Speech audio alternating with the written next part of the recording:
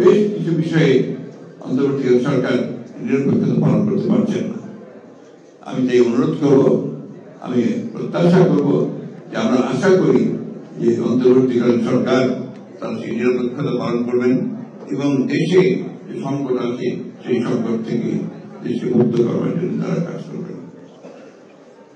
আসাদের মৃত্যু, জহির, সাইদের শাহাদাত বরণ এবং আরো অসংখ্য মানুষের জীবনদান ৭১ সাল থেকে শুরু করে তার আগে থেকে শুরু করে যে দান একটা সত্যিকার অর্থে গণতান্ত্রিক রাষ্ট্রের জন্য, সেটাকে যদি সত্যিকার অর্থে আমাদের অর্থবহ করতে হয় তাহলে আমাদের যে প্রয়োজন হবে যে ন্যূনতম বিষয়গুলোতে আমাদের ঐক্যবদ্ধ হওয়া।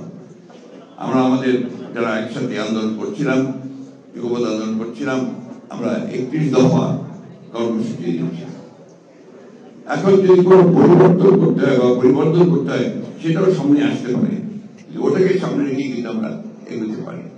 যা আমি মনে করি যে আমাদের এই ন্যূনতম যে সংস্কার হচ্ছে নির্বাচন কেন্দ্রিক, সেই সংস্কারগুলো করেই আমাদের দ্রুত নির্বাচনের পথে যাওয়া উচিত এবং নির্বাচনের মধ্য দিয়ে যে সরকার বেরিয়ে আসবে তাদের দায়িত্ব হবে এখানে আপনার পুরোপুরিভাবে সেই সংস্কার যে কমিটমেন্ট আমাদের আছে, একটি কমিটমেন্ট, সেই কমিটমেন্টকে বাস্তবায়িত করা, জনগণের প্রত্যাশাকে পূরণ করা।